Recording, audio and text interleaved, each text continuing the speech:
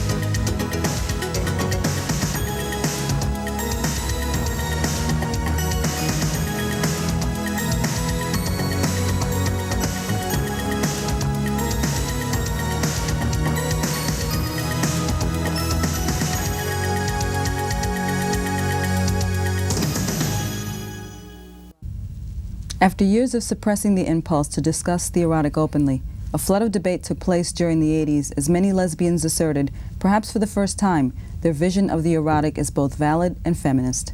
Since then, lesbian erotica has found an even greater expression in both literature and life. But what is erotic, and where do we find it? I'm Sandra Gonzalez, and this is Forward and Out. Please join me in welcoming Karla Jay, Professor of English and Women's Studies at Pace University. Karla is also the editor of Lesbian Erotics, a just-published collection of essays that investigates definitions, forms, and appearances of lesbian erotics. Karla, thank you for being here today. Thanks. Just as a point of reference for our viewers who don't know you, let's start at the beginning. You've written several other books dealing with gay and lesbian issues. What are some of the titles? Yes, I've produced 9 books. The first was called Out of the Closets, Voices of Gay Liberation, and it was the first collection of writings by gays and lesbians, about gays and lesbians. Prior to that, most books had been by psychiatrists writing about us. Alan Young and I went on to write, collect 2 other anthologies, After You're Out and Lavender Culture, and we also wrote The Gay Report, which was a study of the sexuality and lifestyles of 5,000 lesbians and gay men. And I think that that book, in some ways, was the most direct predecessor for this particular collection. When did you publish that book? That book came out in 1979, and at that time, I remember the publishers approached us and said, would you do a study of lesbian and gay sexuality? And I first thought, well, they probably got my name out of a phone booth or something. But then I thought, well, you know, I didn't really know a lot about lesbian sexuality. I knew what people did with me, but I don't think that that's an objective poll of lesbian sexuality. All of us have what we could call a self-selecting sample. So I realized at the time that lesbian sexuality is interesting, and also that it's really unknown because we really don't discuss it with each other, and we really aren't studied in any way by the mainstream either. So that was a predecessor for lesbian erotics. Well, I mean, without getting ahead of ourselves in this discussion, I think that attitude perhaps has changed a bit now, but in 1979, obviously the case was that this was not openly discussed, and there was a bit more of the feminist kind of discussion going on at that point. Was that true of the lesbian community as well? I think that if we look at the 1970s, I think that most lesbians thought of ourselves as political.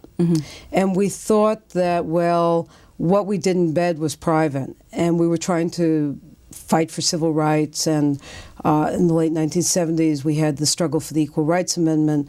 So I think that people thought that what we actually did was unimportant when compared with other struggles for civil rights. So I thought was very interesting that the very thing which defines us, which is our sexuality, was the one thing we really never discussed. Yeah. You know, I think that some people discussed it, but not as much as people would discuss politics or, you know, or bars or civil rights or the decriminalization of laws that affected lesbians. Now, getting back specifically to Lesbian Erotics, Yes. what can the reader expect to find in this book? Obviously, it's not filled with steamy love stories. No, it's not a collection of short stories or essays, you know, it's not a collection of fiction. It's all nonfiction. And what's in it is a collection that's geared for the general reader as well as for the scholar. I have always tried to reach both the common reader, as Virginia Woolf might call her, as well as the scholar. I think the books that are aimed at 500 scholars who can read post-structuralist theory, that those books are very it's not uninteresting. Exactly easy reading. Yeah, No, it's like plowing through a dense forest. So that these books that I've done, starting with Lesbian Texts and Contexts, always include a segment of writers who actually write fiction, telling about their experiences. For example, in this collection, Donna Allegra writes about why she does not write about the erotic and what that means for her as an African-American lesbian and the way that African-American women are sexualized in this culture and why then she chooses not to include those images in her books. Another example is Anne Olivia's very funny piece called Tongues or Fingers, where she kind of teases the reader and starts to talk about sex, but every time she starts to talk about sex, she starts to talk about food, because for her, the two intertwine. Yeah. I always like the quote from Sandra Boynton, who creates those hippos who like chocolate. She always said that love is really a substitute for chocolate, and Anne Olivia might agree with that. I think that also in the book there are nonfiction essays by people who are what we would call practitioners. One of the common things discussed in the lesbian community now is what we call lesbian bed death, which is not exactly like crib death, right? It's when two lesbians have been in a relationship for several years and they no longer have sex. All they do is sleep. So Marnie Hall has a piece in this book about how she has tried over the years, somewhat unsuccessfully, she admits, to put sex back into lesbian relationships where the sex has died, you know, and she has all these exercises which fail, and it's quite a hilarious piece. Ruth Ann Robson has a very funny piece as well about how to teach, you know, lesbian jurisprudence, you know, about how laws affect lesbians, but the class wants to discuss techniques, you know. And this is a problem all of us in gay studies have, you know. We want to discuss lesbian literature or lesbian aesthetics, and the class wants to say, now, my mother doesn't know I'm gay, and let's talk about that. So that is always a conflict in academia. Yeah, but it's always, that's very clear to see where the gaps in their education have been, obviously. I mean, if they're asking questions about the sex itself, then they haven't been able to find that anywhere. So that's kind of an indication of what's going on, I guess, in your classrooms. Well, I think one of the particular problems with lesbianism and lesbian sexuality in particular is that when we think about law or we think about the history of literature, most of the prohibitions were against gay male sexuality. You know, for example, in England, lesbianism was never criminalized, because Queen Victoria in particular thought there was nothing that two women could do together. So that in terms of thinking about the criminality of lesbianism, it's very hard to think about it when it's more erased than there is the problem very often. Well, I'd like to remind our audience that this is Forward and Out, and we're speaking with Karla Jay.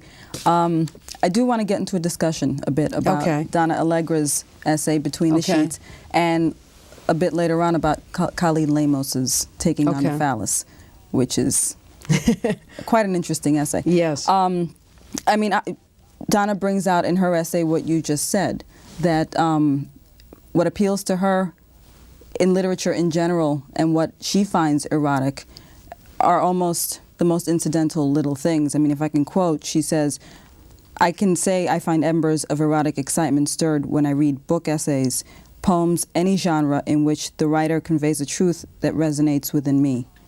Can you comment on that? I think that Donna Allegra, I think, speaks for a lot of lesbians who have a much less specific form of sexuality than gay men. I think that one of the things that we are starting to do, and that I'm starting to do very strongly in my work, is to say very clearly that lesbians are not simply a female version of gay men. Mm-hmm. I think that if you look, for example, at personal ads, a gay male to gay male personal ad will be very specific about the physical characteristics that a man is seeking in another guy. He has to have a certain shape and a certain size. And the lesbian ad says, wanted, woman who likes to take long walks on the beach, you know. Who enjoys reading, blah, blah, blah. Yes, who likes to read, yes, sit by the fireplace, and who likes long candlelit meals. Yeah. And Donna Allegra speaks for the lesbians who are not interested in eroticism as a kind of sexual act, but who are interested in a romantic lifestyle and who see romanticism as more erotic than sexual acts. I think that there's a big division. I think there are a number of lesbians who really are much more interested in reading about the sexual act. They are turned on by magazines like Bad Attitude and On Our Backs, but a lot of other lesbians are very much interested in romanticism. And part of it, I think, for Donna Allegra, as an African-American woman, I can't speak for her, but as I said, it's the way in which people of color are often sexualized is very negative. And even in lesbian erotic books, she points out that the portrayal is very, very exaggerated, and she finds that a turnoff. You know, whether the lesbians are exaggerated as super sexual or not sexual, it's still not representational of the way that she feels the people she knows actually are. Well, she does also talk about, at the beginning of her essay, when she was young and she was sort of seeking out this information and reading the pulp sex things that she would find at the drugstore. And as she got older, her tastes obviously changed. And as her vocabulary grew, obviously, she found that she didn't need that kind of zeroed-in sexuality thing, which is what the crux of her essay is about, I think. Yes, the pulp novels of the 1940s and early 1950s had a very central role in lesbian culture in that, in some ways, they became manuals for survival. A lot of lesbians would pick them up and find out where lesbians lived and how you could find a lesbian bar. You'd read the book and say, okay, Greenwich Village, and off they would pack. They would get in a bus or a train and go to Greenwich Village. And this was very crucial. But there were also manuals for behavior. They told people what butches and femmes looked like. They told you what you could expect to find in a bar, what the sexuality was like. They weren't very graphic, but they really were kind of cue cards for lesbians who really had no other information. There was really nothing. Because if you look at older literature like, for example, The Well of Loneliness, nothing happens. No. They it's don't all even implied. kiss. It's all implied. They don't even kiss. People forget that. You know, they don't hold hands. They don't touch. It's the squeakiest clean book probably ever written about lesbians. But it's all there. I mean, it's absolutely all there. You know implied. Exactly who the protagonist is and what they are and how they feel, and then her companion later on in life, what her role is there, and then when she leaves her, and I mean, it's all total implication. It's clear, but it's implied. But most sexuality in literature was implied in earlier periods. The curtain was discreetly drawn, you know, at the appropriate moment. So people did know how to get cues from implications. They'd say, okay, this is what happens, and I must be one of those people. And Donna Allegra represents a kind of older generation that could really cue into that and get a lot out of it. You know, it's a very interesting piece because so many of us read those books as guides. They weren't great literature, you know, by any standard, but they were fun. They were. Yeah. And they continue to be. Sometimes reading some of that stuff now is, you sort of laugh and think, boy, this is pretty campy stuff. Yeah. But, you know, you read it then and there was value to it at that point in your life. Right, and Donna Allegra points out also a very interesting cue that I used to do as well. When I'd pick up a book, I'd turn to the last page, and if the character was kissing a man on the last page, it was in the garbage, you know? But if she was still in the bar, or if she was with a woman, okay, this was hopeful. Yeah. Still in the women's barracks in the Army, that was a good ending. Yeah. Oh, my. Yeah. Oh, I didn't Those read were that hot. one. Yeah, Karla, I didn't get to that one. Yeah, Women's Barracks by Tereska Torres was one of my favorites. You yeah. still have that book, I don't still you? have it, yes. Let's get a bit into the Lemos' article. Yes. Lemos article. Taking on the phallus. Taking on yeah. the phallus.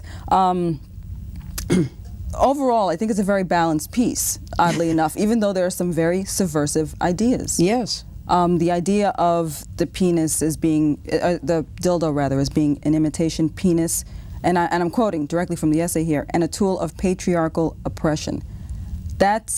I thought that was a pretty powerful statement, coming from a different place in time. I wasn't part of the whole feminist movement, so I never attached any political sort of ideology to the dildo or even sexual accessories, per se.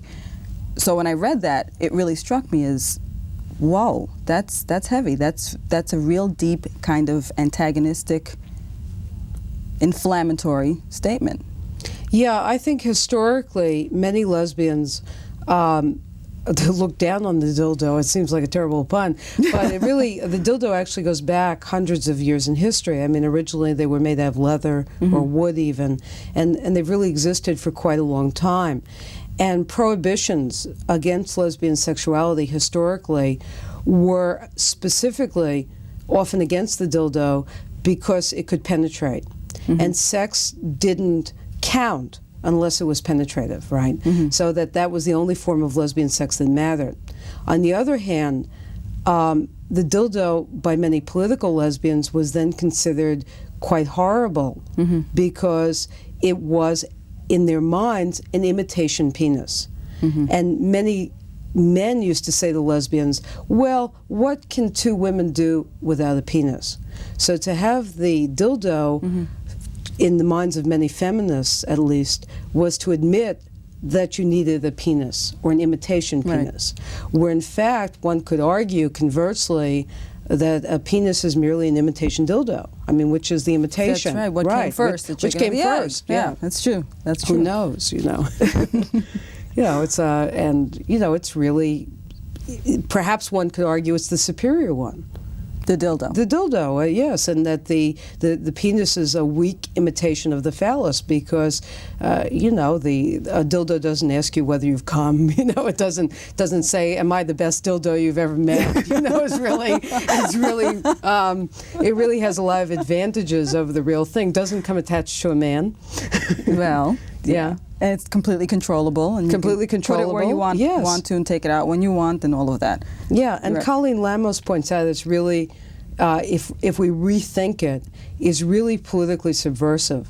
For one thing, to make the imitation and then to have the imitation in some ways perhaps be superior to the original, points out all of the weaknesses of the original. You know, it doesn't imitate it. And in some ways, that's kind of, it makes the original look kind of hilarious in a way, you can argue. Yeah.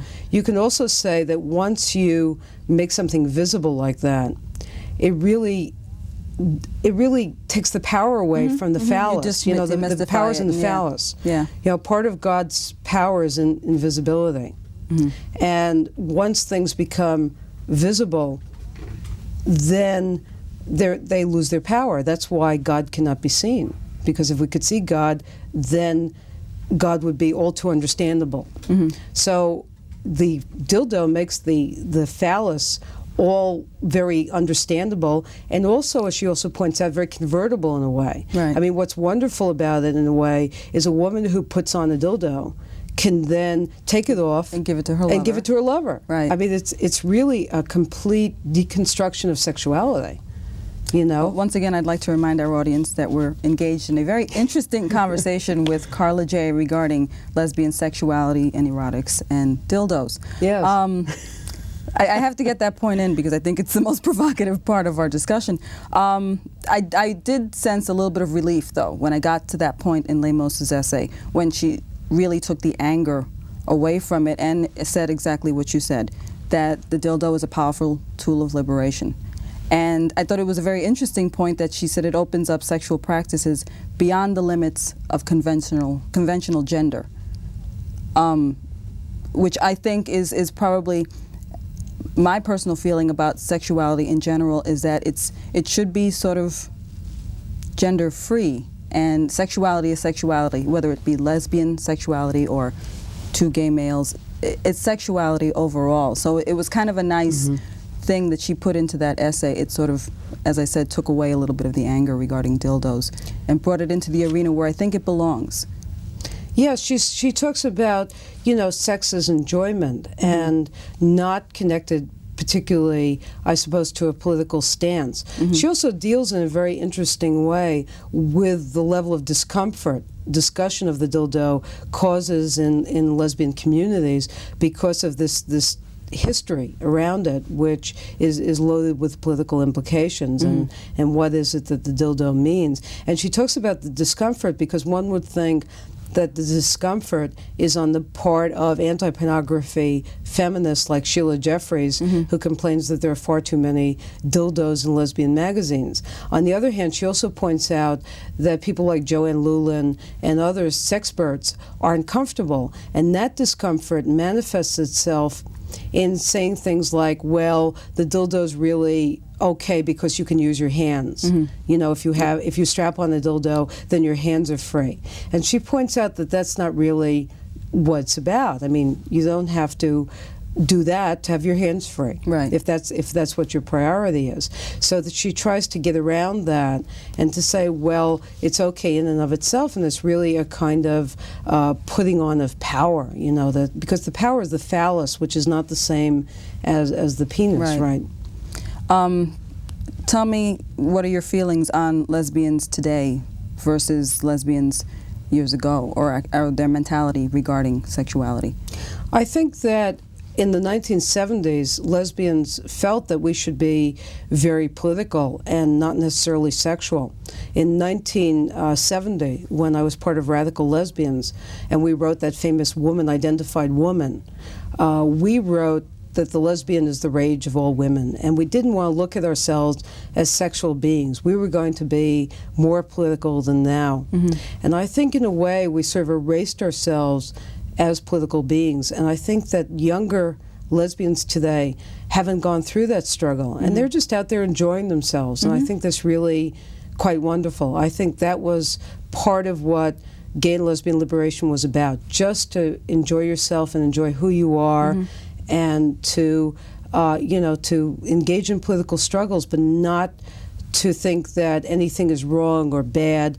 I think that some lesbians put other prohibitions on other lesbians. We had some that came from the patriarchy, and then we turned around and we said, well, we shouldn't do these things either. Right. Do you think that the older lesbian has sort of come around to that way of thinking, or they're still a little bit seeded in that kind of Yeah, I don't think it's necessarily generational. I think there are still, I think a lot of sex radicals are old lesbians and middle-aged lesbians as well, and I think that... Well, one would argue that the proliferation of mail-order catalogs, obviously the people who are heading these companies are not 20 years old. Yeah, someone like Dell Williams, who is the garden keeper, quotes of Eve's Garden, is, I don't know how old she is. She's certainly a middle-aged lesbian, at least, I think, by now. So that would clearly be someone who sort of has come full circle with it, hopefully. Oh, she was always there, and I think, people like Betty Dodson, who very openly promoted masturbation in the early 1970s, that a lot of lesbians have always been in the forefront. Phyllis Lyon and Del Martin, I think, were involved in the Sexual Freedom League in the late 1960s, early 1970s. That's where I met them. I think that a lot of us have been engaged in a long time in a battle for sexual liberation. And I think that one of the great myths about the early days of lesbian liberation is that we didn't have sex, we didn't have a good time. Oh, we had a great time. We picked up each other in those meetings left and right. Oh, did you? Yes, we had a great time. Yes. Oh, well, that'll be another show. Yes, right. My. Cruising in early CR groups, another topic. Oh, so the meetings were the reason for just meeting the women. It wasn't necessarily the meeting. The meeting was there, but it was really about meeting women. I think that someone you're interested in was always a good reason to attend a meeting. And I think a lot of people had that perhaps as a secondary goal, you know. And we very openly joined those two ideas. In the beginning of gay liberation, we had dances in the hopes that people who came to the dances would show up at the meetings. But the truth was that people didn't come to the meetings unless they developed a crush on someone. You know, we would have a dance with 500 people and 3 people from the dance would come to the meeting. It wasn't a very good rate of return, really. No, it doesn't sound that way. It really doesn't sound that way. Well, before we run out of time, I do want to talk about Lesbian Erotics again. And please tell us where the book can be found. Lesbian Erotics can be found in your favorite independent gay, lesbian, feminist bookstore, and it also can be found in major retailers. I mean, the books are carried in places like Barnes & Noble and other major stores. And if you don't see it, ask for it. Certainly ask for it. Be proud. Okay. Well, I think we're running out of time. Okay. But it's been a very interesting discussion, and I thank you for being here with us. Thanks for inviting me. I hope you'll come back when your next book comes out. Great. If you have any questions or comments about Forward and Out, please write to Forward and Out, P.O. Box 583, White Plains, New York, 10603. Thanks for watching. See you next time.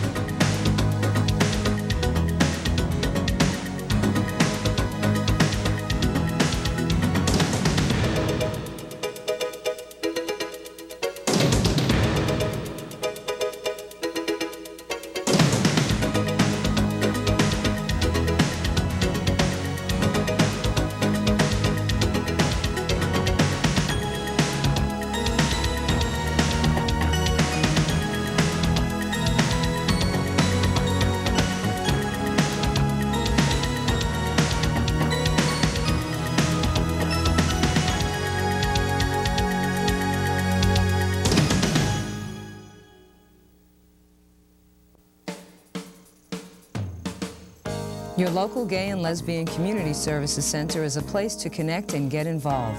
Various ongoing groups and social events are conducted at or by your center, and it is also a clearinghouse of gay and lesbian information nation and worldwide. We urge you to join, get involved, and support your community.